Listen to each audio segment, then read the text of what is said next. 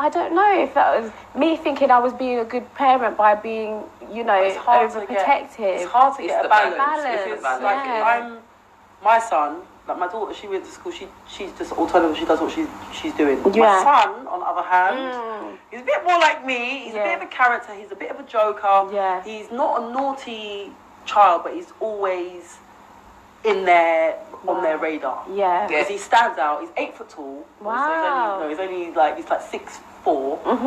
He's tall. Your friend down here could be messing. They can't see him. You're up here. They can see everything that you're doing. So he stands out. Yeah, that's and then also his response. So when they tell him something and he gets into his, gets in his feelings, it's intimidating for them. Yeah. So I found, like you, I'm always charging in to protect him, but not to protect him because I made the school know I'm on your side. Right. We're working together on this, and if he's out of line, then he's going to get it, and you're going to be able to punish him. Right. But on the other side of it, they know I'm following it through. I'm going to find out what you writing down. What is he excluded for? Yeah. Like I want a statement. I want to know. They always get a letter.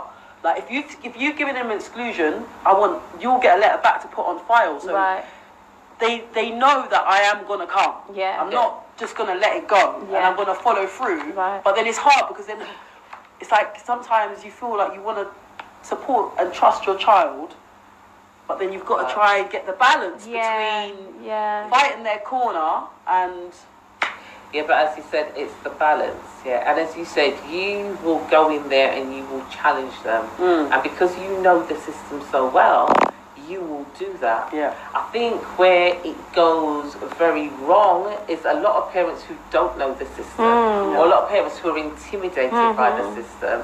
And, when we were growing up, our teachers will say, Claudine did X, and our parents will say, really? Okay, wait till you get home. Right? The school was always right. Yes. Yeah. Now we've gotten to the era we are different parents. Now you're saying she did, and we're like, really? Okay, and she did because what? And where were you standing? And what was the context? And why didn't you write that? And told me. And I want to see the reports and the CCTV. Right. But exactly. We're different parents. We're totally different parents, and we will take them all the way there. But we've got a conscious understanding of the flaws in the system as well, because we're much more, our eyes are much more open. But not all but then of it gives not all of us, some of us. And that's where I come in. That's where my organisation comes in, because I'm trying to train parents to be that vigilant parent. Whatever the school tells you, don't take it as gospel. If you're going to be excluded, okay, you're going to be excluded. Tell me why. Show me the evidence. Who else was there? Where's your investigation? When was that investigation done? But a lot of parents will say, "Oh, we got it. Oh, yes, only 2 days. We'll do it." No, only 2 days. No, it's because going on it's your file. and this is going on your file. And this is what my son. He will tell me something. Oh, this happened. It's nothing. Hold on a minute. Yeah. Wait. Rewind. Start all over again. I want to know ins and outs. And then he'll be like, "No, it's all sorted out." And then the next day you'll go in, and it's all on the computer file. Exactly. Like at one stage. A teacher did something to him. He was doing something wrong. He took his bike. He had to get his report signed, but he took his bike into the school. Right. A teacher saw him and said, "What are you doing? You shouldn't have your bike in here. I'll get my report signed." And she left him. Then a support worker came and saw him. "Get out! Get your bike out!" And he's like, "Wait, why are you telling the big man wait? You shouldn't have told him wait." But then what the teacher's done is he's grabbed the bike. You see. And ripped up the bike. And then ended up catching it on his trousers, and he ended up ripping his trousers. Yeah, but the question is, was there a need to behave in this way? Exactly. The teacher, no, he got fired. When I finished with them, they had to let him go. But I came down on my son as well, because at the end of the day, somebody's lost their job. There was a young black man who's in the school trying to teach. So while it's not a joke. You shouldn't have been on report. You were. You should have been inside the school. You should have had your bike locked. Why are you bringing your bike into school? Why are you telling them about wait? These are all things that are down to you, but his actions meant that he reacted in the way that he reacted. Your response sounds really balanced. really balanced. Like, you've made him aware of what you're doing. what your part to play. Yeah, and that's so important, because you're taking him out of himself to have a look at the implications of his actions actually on other people. That's something that I find children don't automatically do. And that's important for him to learn. So it makes him think how his actions are going to affect other people. But then also, the teacher was completely in the wrong. But if I didn't follow up on what he was saying, if I went with what he said, it's all right, Mum. He would have gone in, it would have gone on his file, and I would not have known anything about it. And then next time, when he gets into something, they'll say, on this day, and I'll be like, but wait. And this is what parents, you have to find out what they're writing on their files, because what happens is everything gets logged. Every little single incident. When I look at my son's file, I'm like, what? What are all these things? Well, you see, that's really interesting, because I visited a school in South Norwood yesterday with a parent, and before we went to the meeting, I said to her, okay, let's make an appointment, and we're going to go look at your son's file, 6 years old. And the secretary brought the file and she gave it to us. There were 5 pieces of paper in this file. And I was like, that's not a file. She's like, no, this is the file. No, that's not a file. No, this is the file. If you're going to be excluding them. But apparently what they do in that school is they keep certain things in the paper file, and they put everything else on this database. On the database. So you now, as the parent, have to go in on the database and have a look. But even when Mum went in on the database, all the information that we were looking for, considering that you've excluded this little man 4 times in 6 weeks, where's all that information? At 6 years old. There were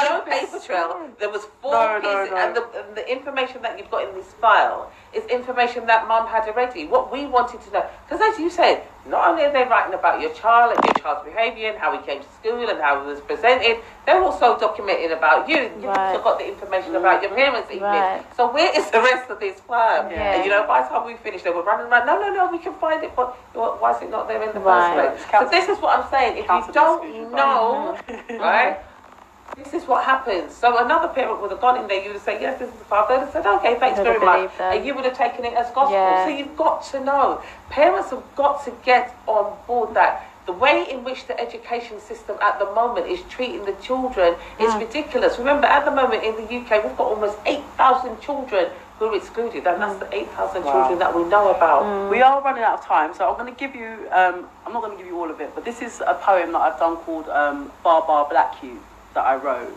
I wrote it after being at work, really, being frustrated. So, Bar Bar Black You, how you doing in school? Don't let the system take you for a fool.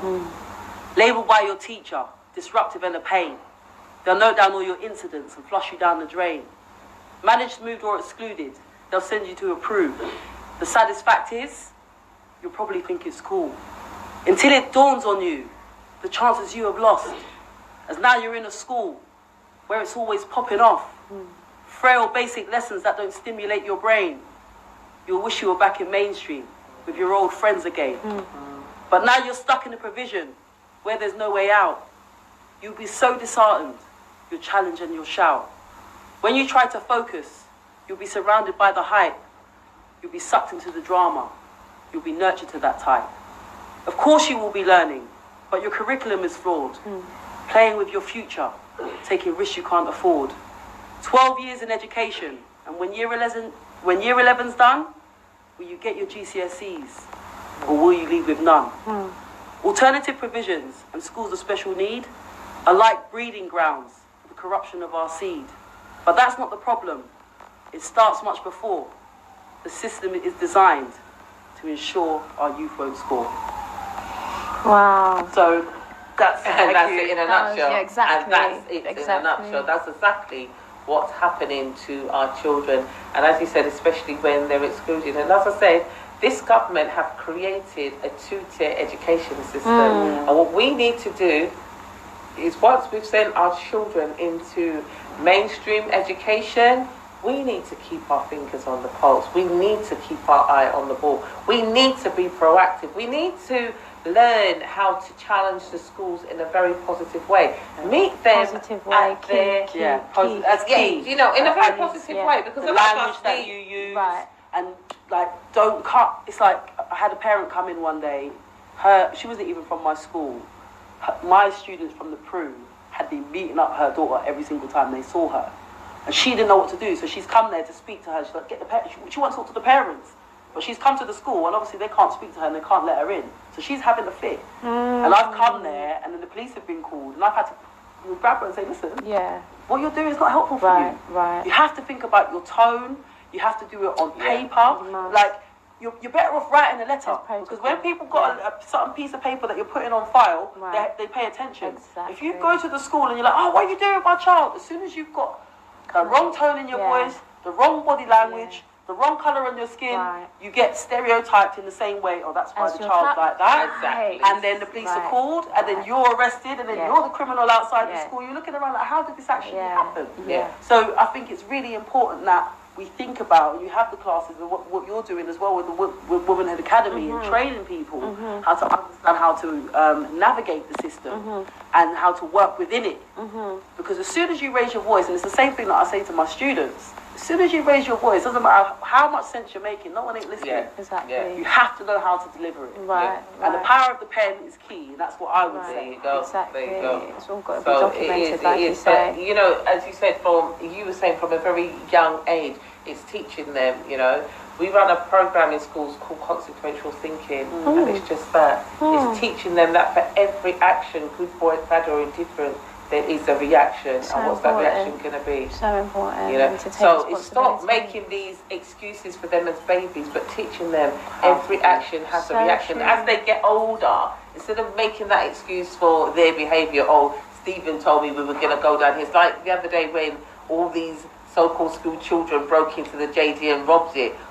You know, your child wouldn't have been there because your child would realise that every action has a reaction.